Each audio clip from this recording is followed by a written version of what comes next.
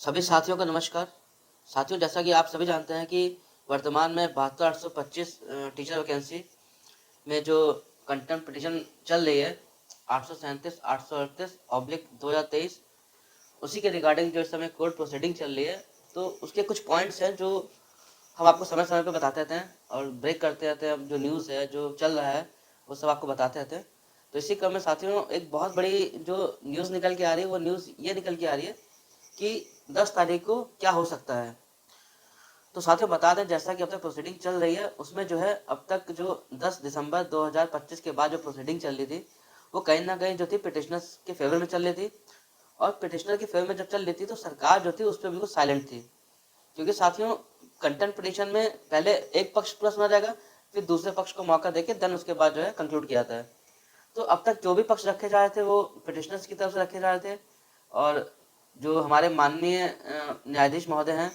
संजय करोल साहब और वराले साहब, वो पिटिशनर्स की बात से काफ़ी ज़्यादा इम्प्रेस हुए और उनको लगता है कि कहीं ना कहीं जो हमारे सामने पिटिशनर आए हैं कंटेम्प्ट पिटिशन में, वो कहीं ना कहीं एक शोषण का शिकार हुए हैं और शोषण करने वाला है स्टेट।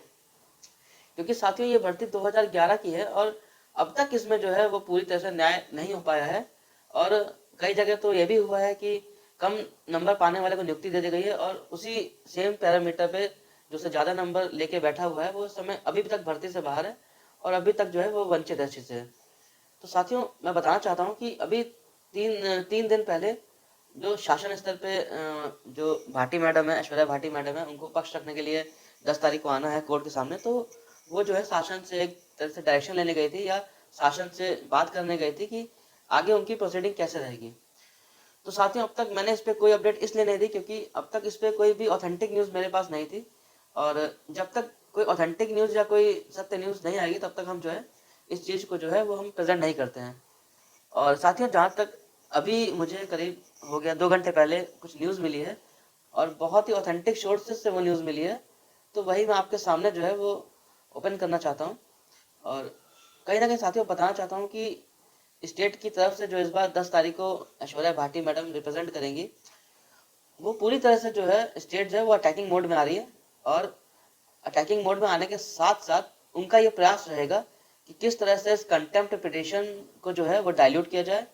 किस तरह से जो शासन स्तर पे अधिकारी रहे हैं, इस भर्ती को देखते रहे हैं या जिनके कुछ गलत डिसीजन की वजह से आज कई लोग जो है वो इस भर्ती से बाहर हो गए हैं, तो कहीं ना कहीं उनको जो है वो कहीं ना कहीं बचाने का प्रयास किया जाएगा। तो साथियों, बता दें कि शासन की तरफ से जो कार्रवाई चल रही है या शासन की तरफ से जो भी जानकारी आ रही है, वो पूरी तरफ से कहीं ना कहीं हम लोग जो कंटेम्प्ट पिटिशंस के जो पिटिशनर्स हैं या जो 72,825 के जो उसमें आवेदन करता है, उन लोग के लिए एक निगेटिव पॉइंट है। और अगर कोई ये कह रहा है कि स्टेट जो है वो पॉजिटिव माइंडसेट से आ रही है, तो ये बात बिल्कुल ही गलत है। मैं सीधे से इसको नकारता हूँ। स्टेट पूरी तरफ से जो है वो निगेटिव होके आएगी। ठीक है, जो इंस्ट्रक्शन दिए जा रहे हैं वो कहीं ना कहीं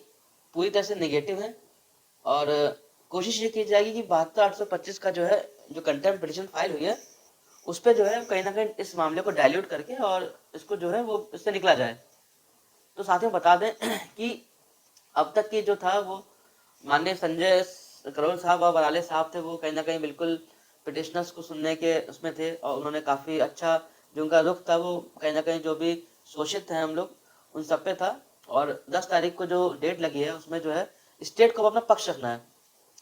तो स्टेट जो है पूरी तैयारी के साथ आ रही है, पूरी अटैकिंग मोड से आ रही है।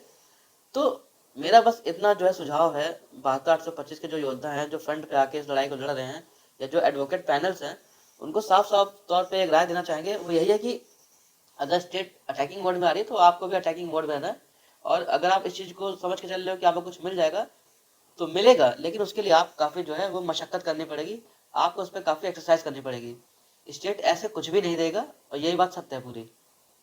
तो अब जो आपको केस है वो आपको पूरी फुल फ्लैश से लड़ना है और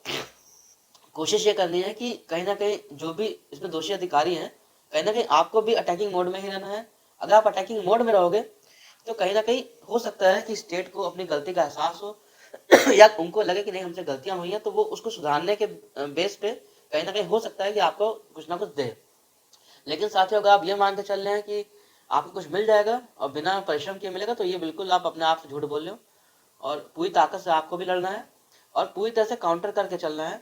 जैसा कि हमारे साथियों के पास जो है कई सारे जो स्टेट के द्वारा दिए गए एफिडेविट्स हैं, और जो हमारी तरफ से जो पैनल है 72/825 की तरफ से,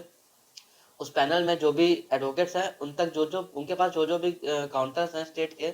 उन सबको आपको जो है वो पूरी तरह से समझ के आना है, क्योंकि उन्हीं काउंटर्स के बिहाफ पे आप स्टेट को घेर पाओगे। अदरवाइज आप स्टेट जो है इसमें बच के निकलने की पूरी पूरी चांसेस हैं, और एट द एंड फिर वही होगा कि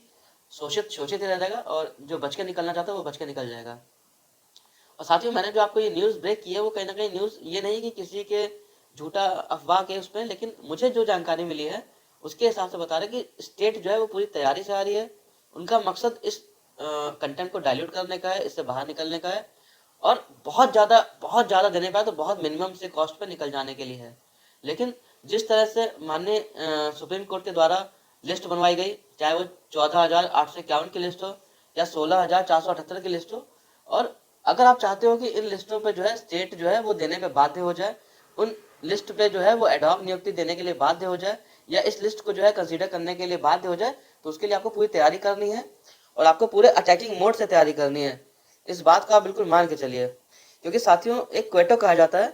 कि attacking is the best weapon for defence. ठीक है, तो अगर स्टेट पूरी डिफेंस अग्रेशन में आ रही है, तो आपके जो भी एडवोकेट पैनल्स हैं या जो भी आपके जो अगवाकार हैं, योद्धा हैं जो उसको फ्रंट से लीड कर रहे हैं, उनको भी अटैकिंग मोड में रहना है, क्योंकि जब तक आप उनके अधिकारियों को टारगेट नहीं करोगे आपको कुछ मिलने वाला नहीं है, और यही सत्य है।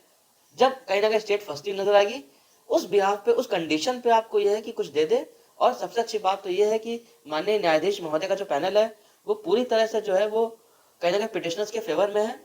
तो साथियों, बस कोशिश यही करनी है कि अधिक से अधिक प्रिपरेशन करनी है। जो भी आपके पास एफिडेविट्स हैं जो स्टेट ने पिछले काउंटर्स में लगाया है, या स्टेट ने जो एफिडेविट्स दिए हैं इस भर्ती के थ्रू आउट, जो एफिडेविट्स दिए हैं उनको सही से उसको जो है एनालाइज करके उसके अकॉर्डिंग जो है अपना आपको अटैकिंग करनी है। तभी जाके इस भर्ती में जो लिस्ट निकल के आई है 14,851 की या 16,478 की, तभी उस लिस्ट के जो है पिटिशनर्स को कुछ रिलीफ ग्रांट होगी।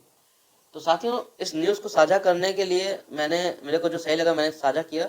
और उम्मीद करता हूँ कि जितने भी बीएड टेट 2011 के अभ्यर्थी हैं उनका अधिक से अधिक भला हो, उनका अधिक से अधिक हित हो। और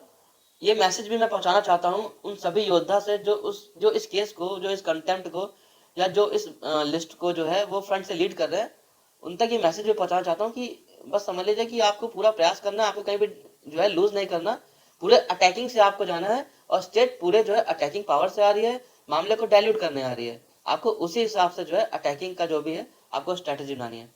तो साथियों, इसी तरह की अगर और भी इंफॉर्मेशन आप चाहते हो कि आपको ऑथेंटिक मिलती रहे